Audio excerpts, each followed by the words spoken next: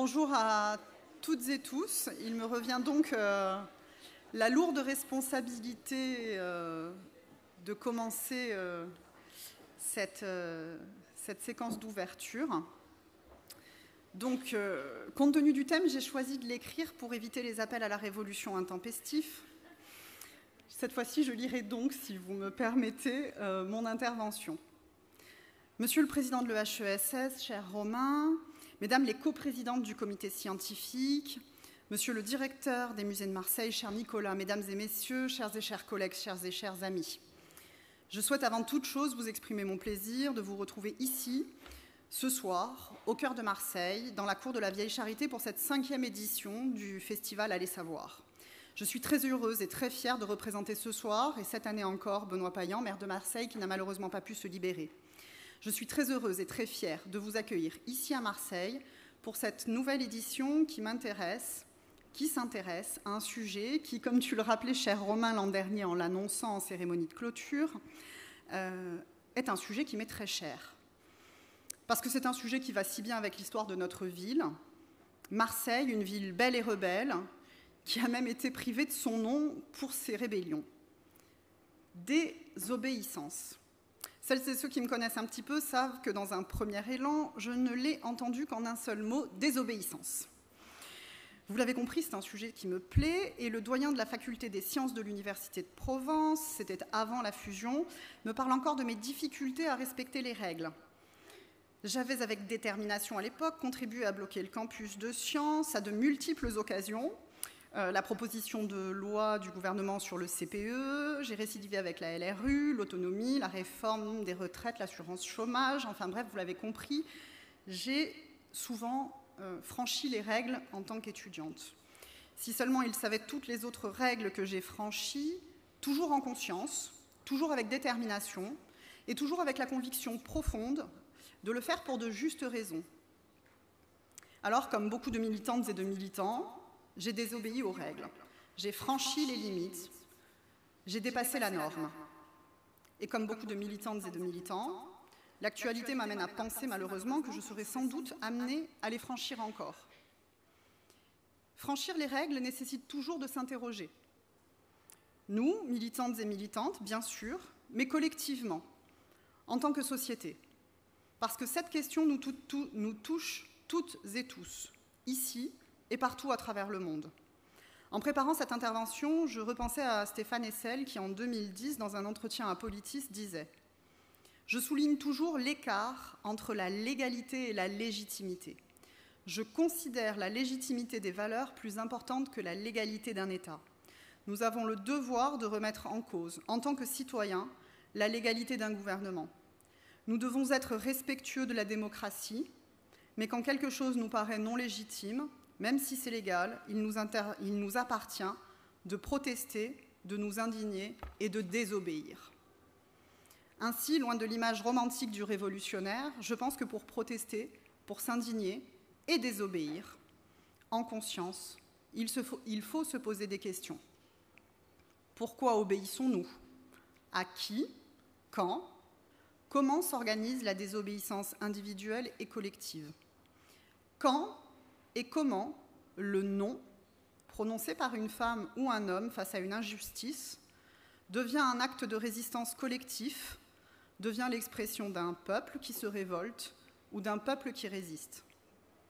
Quels sont les espaces de désobéissance tolérés, acceptés? On peut penser par exemple au rôle de l'humour, de la satire, du dessin de presse insolent, conçu pour percuter l'actualité, pour interroger, pour piquer, parfois même pour faire mal. L'actualité a montré récemment comme l'humour n'est plus un espace de liberté et de transgression, mais qu'il peut bien aujourd'hui être soumis à une injonction d'autocensure ou une injonction même tout simplement de censure. Cette thématique est particulièrement d'actualité parce qu'au-delà de l'opposition qui peut exister entre les obéissances et les désobéissances, il existe tout un continuum, presque une zoologie complète de mobilisation. On peut penser par exemple aux désobéissances civiles. Alors cette année, et dans ce contexte très particulier que nous connaissons, nous devons réaffirmer avec force et conviction l'importance des travaux de sciences humaines et sociales.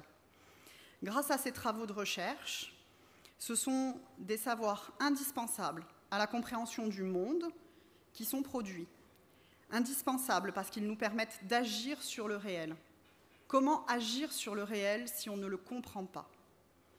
De la philosophie à l'anthropologie, en passant par la sociologie ou l'histoire, vous allez, pendant ces 4 jours, porter un regard, chacune et chacun, sur les questions que nous posent les obéissances, les désobéissances. Mais ces 4 jours seront aussi et surtout l'occasion d'une rencontre entre le public marseillais et puis bien au-delà, puisque ce festival mobilise très largement. Et c'est bien là tout l'intérêt d'un festival. Permettre des rencontres, faire de l'aller vers celles et ceux qui s'interrogent et qui interrogent le monde. C'est l'occasion de partager, avec une exigence intellectuelle sans faille, les savoirs qui sont produits dans les laboratoires. Et parce que nous sommes à Marseille, nous avons conscience de la nécessité de partager ces savoirs avec le plus grand nombre. C'est pourquoi les équipes de la ville se sont investies et se sont mobilisées aux côtés de l'école pour construire ce festival. Et je voudrais les remercier particulièrement ce soir, les équipes des musées, les équipes des archives, les équipes de la bibliothèque, et puis bien sûr, mesdames, toutes les deux, vous et tout le comité, pour le travail que vous avez réalisé. Je voudrais également remercier les étudiantes et étudiants de l'EHESS qui se mobilisent également dans le cadre de ce festival et qui l'ont partagé avec leurs camarades marseillais lors du Conseil marseillais de la vie étudiante. Encore merci à toutes et tous, intervenants, intervenantes, participants, participantes, ou juste passants et passantes qui avaient trouvé l'affiche intéressante. Alors je vous souhaite à toutes et tous un bon festival et allez savoir jusqu'où nous désobéirons ensemble.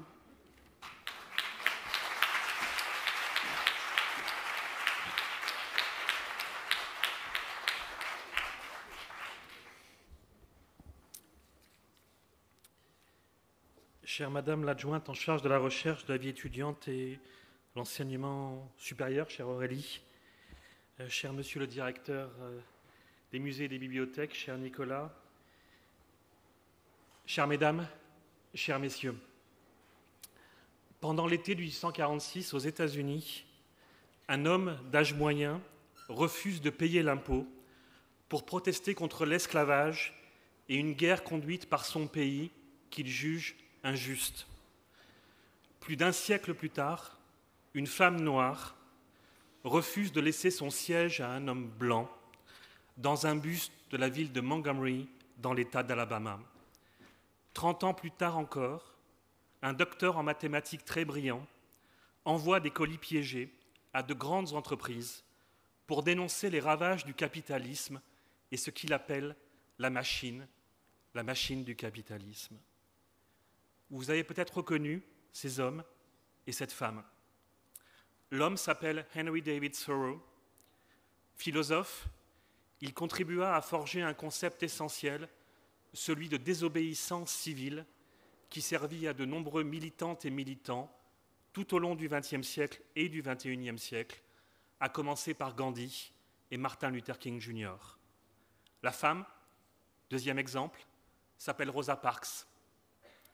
Cette militante de la National Association for the Advancement of Colored People décida un jour de mener un boycott pour la première fois aux États-Unis pour protester fermement contre la ségrégation dans les bus scolaires, et son acte de désobéissance en 1955 enclencha un mouvement pour les droits civiques qui permit aux Noirs aux États-Unis d'obtenir enfin, 10 ans plus tard, l'égalité politique.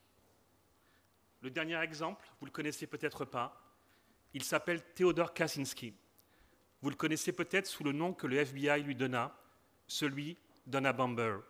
Pendant plusieurs années, il envoya donc des colis piégés pour protester contre le capitalisme, et son action violente a profondément marqué les mémoires aux États-Unis et a, d'une certaine manière, eu des échos très contemporains avec la naissance d'un mouvement de terrorisme politique situé en grande partie à l'extrême droite, dont nous vivons encore aujourd'hui les résonances avec Donald Trump.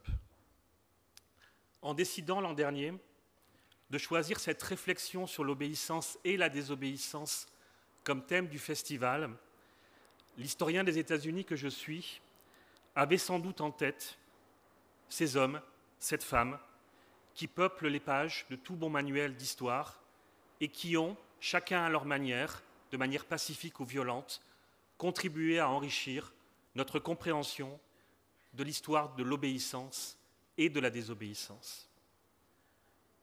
Le président de l'EHESS, que je suis également, avait sans doute en tête l'idée que cette thématique, celle de l'obéissance et de la désobéissance, est une grande question de sciences sociales depuis la fondation à la fin du XIXe siècle de ce courant qu'on appellera les sciences sociales. On pourrait même avancer l'hypothèse que ces sciences sociales s'articulent toutes autour de cette question fondamentale.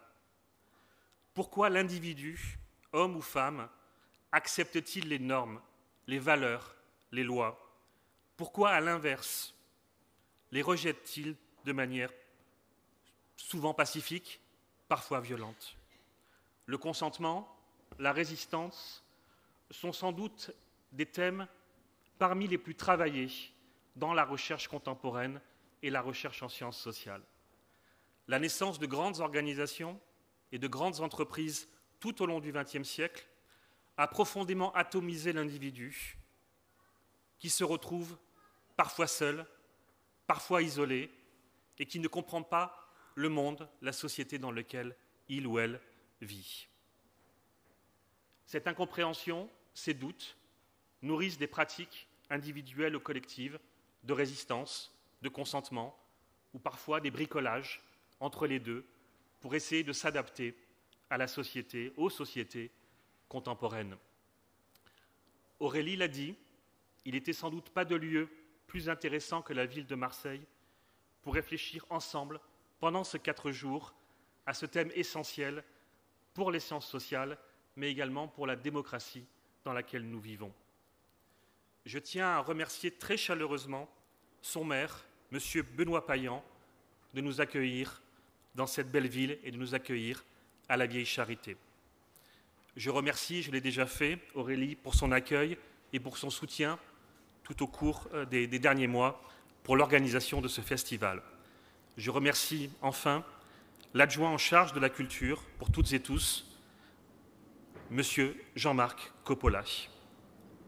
Aurélie l'a rappelé, mais je crois qu'il est essentiel de remercier l'ensemble des services et directions de la ville qui jouent un rôle invisible, souvent ingrat, souvent difficile, pour permettre l'organisation de ce festival et pour faire en sorte qu'il se déroule de la meilleure des manières.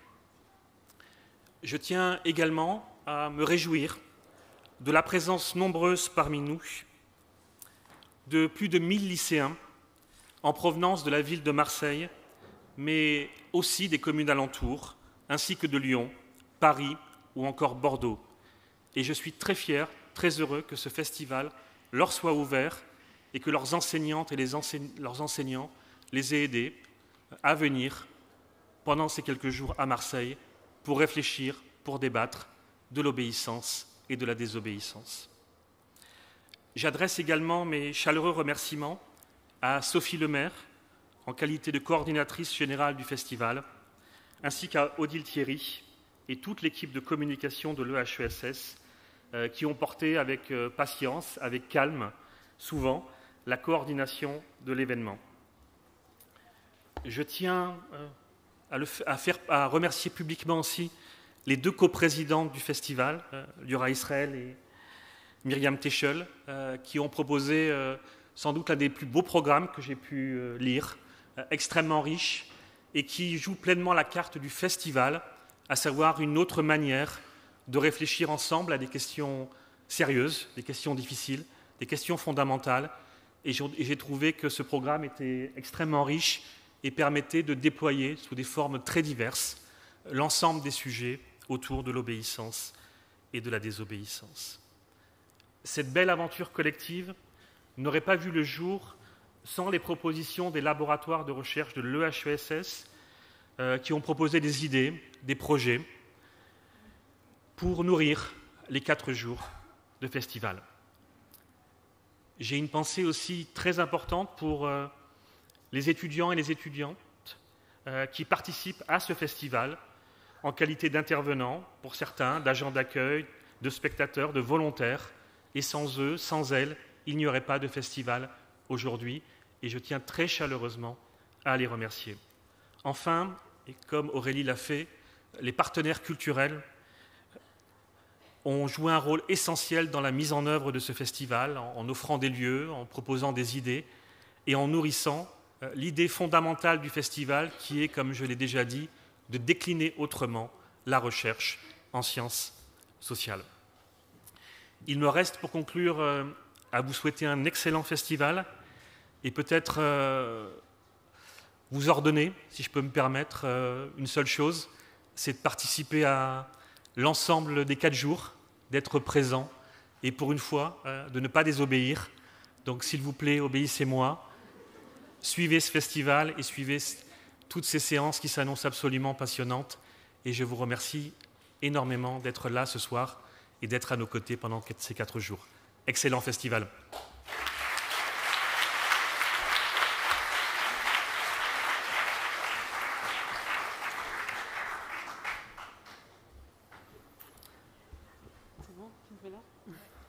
Bonsoir. Alors, ce regard qui nous transperce sur l'affiche du festival est celui de Louise Michel. Bien sûr, nous l'avons choisi parce que son rôle pendant la Commune, comme militante et comme combattante, l'associe à un moment politique de rupture et de refus d'obéissance au pouvoir traditionnel. Mais Louise Michel fut aussi institutrice. Ce fut son métier dans les écoles libres auxquelles elle fut d'abord cantonnée pour avoir refusé de prêter serment à Napoléon III. Ce fut celui qu'elle retrouva après la Commune. À la suite de la Semaine sanglante, envoyée en prison, elle fut déportée en Nouvelle-Calédonie, où elle apprit la langue kanak et reprit son métier d'institutrice. De retour à Paris en 1880, elle renoua avec son activité politique révolutionnaire et anarchiste. Sa célébrité la fit voyager dans toute la France jusqu'en Algérie, et c'est à Marseille, ici, qu'elle s'éteint finalement le 9 janvier 1905. Du côté de l'obéissance, le métier d'institutrice, celui d'enseignante qui renvoie à l'apprentissage, à la domestication des corps, à la formation des esprits, l'amour de la poésie et de ses rimes qui va jusqu'aux échanges épistolaires avec Victor Hugo, l'apprentissage d'une langue et de ses contraintes, le kanak, de l'autre la désobéissance, la pensée révolutionnaire, blanquiste, anarchiste, la contestation du pouvoir autoritaire, le refus de prêter serment, la remise en cause de l'ordre politique, mais aussi des rôles traditionnels féminins et masculins. Mais le kanak, c'est aussi la langue des colonisés, la poésie, l'art de jouer avec les contraintes et de s'en défaire, Victor Hugo, un des plus grands opposants à Napoléon III, et la Commune, l'occasion de recréer un ordre juste. Penser l'obéissance sans la désobéissance et vice-versa n'a en fait aucun sens. Les opposés, d'autant plus vains que c'est dans la tension, dans la révélation réciproque, dans ce qui va de l'une à l'autre, que se joue la compréhension de ces phénomènes, souvent apparemment avant tout psychologiques, mais aussi profondément sociaux. Désobéissance se niche dans toutes les institutions, au cœur des pratiques. Obéissance et désobéissance peuvent changer de sens à l'occasion d'un changement de régime, de l'évolution d'un rapport de force. Cette complexité fait la richesse de la question et permet de comprendre combien elle est présente, directement ou de façon sous-jacente, dans tant de questionnements de sciences sociales, mais aussi dans les arts ou la littérature. Donc c'est cette richesse que le festival, dont Liora et moi, nous avons eu le plaisir de coordonner le comité scientifique qui a mêlé chercheuses et chercheurs et représentants des institutions culturelles de la ville, va tenter d'exposer. Permettez-nous de citer ici les membres de ce comité scientifique et de les remercier pour leur travail. C'est tout d'abord Giorgio Blundo, Juliette Cadio, Eleonora Canepari, Lisa Carayon, Sophie Dehé, Marie-Aude Fouéré, Baptiste Giraud, Raphaël Imbert, Benoît Chegoussou, Sophie Lemaire, Sabina Loriga, Agnès Mauduit, Nicolas Miseri, Olivier Muth, Julie Pagis et Emmanuel Saint-Fucien. Comme dans les 4 éditions précédentes du festival, c'est ce comité-là qui a concocté les très nombreux événements qui vont se dérouler les 3 prochains jours. Une première thématique aisément reparable est celle de Marseille, ville résistante d'une multiples manières que vous pourrez notamment saisir à travers une visite au musée d'histoire, une rencontre au centre social de Sommeron, qui est à peu près à 30 minutes à pied d'ici, un ciné-débat sur les réquisitions de Marseille entre 1944 et 1948, ou encore 2 balades urbaines, l'une sur les mémoires féministes dans la ville et l'autre sur les lieux et figures de la résistance et de la déportation. Le thème des luttes et des rébellions a suscité nombre d'initiatives puisque ce programme est avant tout le fruit d'un appel à proposition. Un certain nombre sont portés par la jeunesse. Des ateliers ont déjà eu lieu au printemps dans les lycées de la ville et depuis hier, nous avons accueilli des élèves du secondaire dans le cadre des actions pédagogiques proposées dans le cadre de ce festival.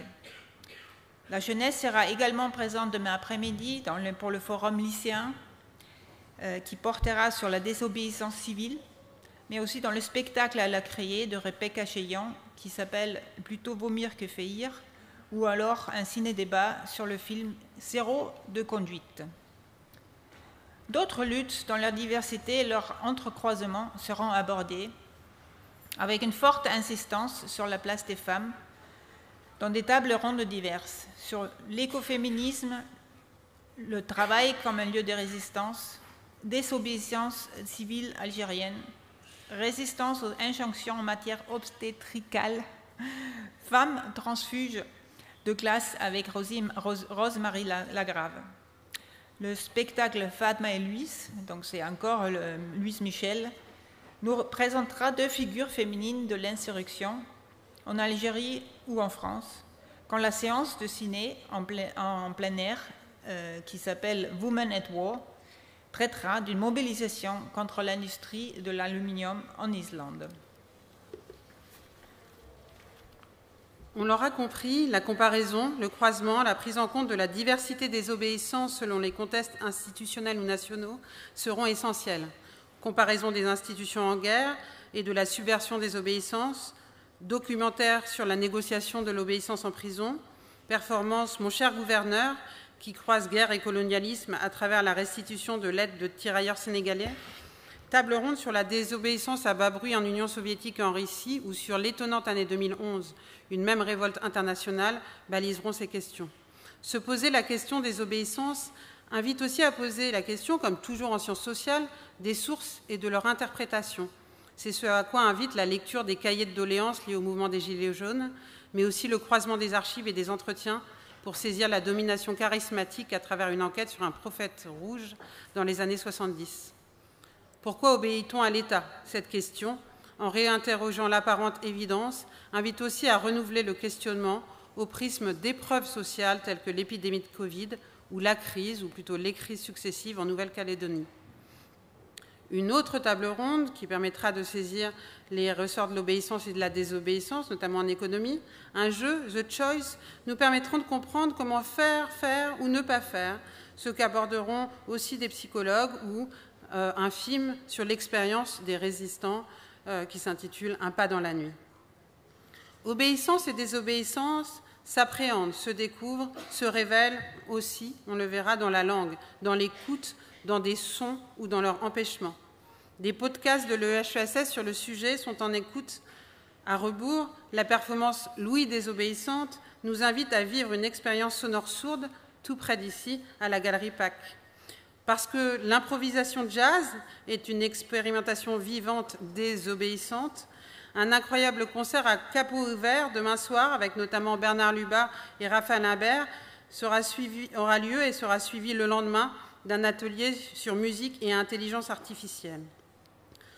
Dans la langue même, le travail entre contrainte et liberté est au travail, justement.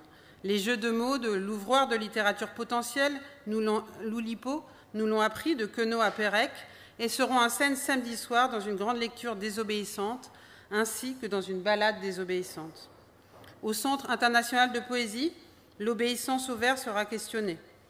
D'autres arts, visuels cette fois-ci, seront relus à l'aune de notre réflexion. L'art de désobéir se révélera dans les visites du MAC, à la Vieille Charité, dans une sélection d'œuvres des musées de Marseille, à travers la tension entre obéissance et avant-garde dans l'art, dans une table ronde au MAC encore une fois. Et finalement, pour clore ce foisonnement de questions, et avant que tout rentre, ou peut-être pas, dans l'ordre, Pierre Judet de Lacombe nous proposera de revenir sur cette figure antique qui est Antigone, pour réinterroger ensemble l'histoire de celle dont le nom signifie « celle qui est née contre ». Mais contre quoi? Le programme que nous vous proposons, majoritairement en accès libre, est donc particulièrement riche et diversifié.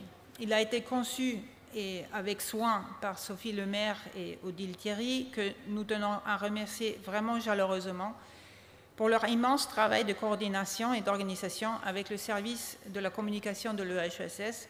Et merci encore, notamment, pour cette magnifique affiche de Louise Michel, entre autres.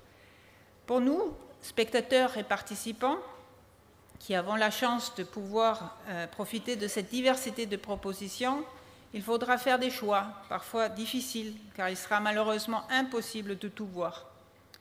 Obéirons-nous à nos goûts, à nos impulsions ou au hasard? Ce sera la richesse de ce festival que de le vivre ensemble grâce aux contributions de nombreux collègues, enseignants, chercheurs, artistes, étudiants, musiciens, auteurs, acteurs des musées et des bibliothèques de Marseille et des structures culturelles du territoire, que nous remercions toutes et tous de leur générosité. Donc, place maintenant au dialogue inaugural qui commencera dans quelques minutes. Merci encore à Marielle Massé et à Richard Rechtman d'avoir obéi à notre proposition et à Chloé Le Prince d'avoir accepté d'animer cet échange intitulé « Dire oui, dire non, la fragilité des raisons ». Donc, bonne écoute et bon festival.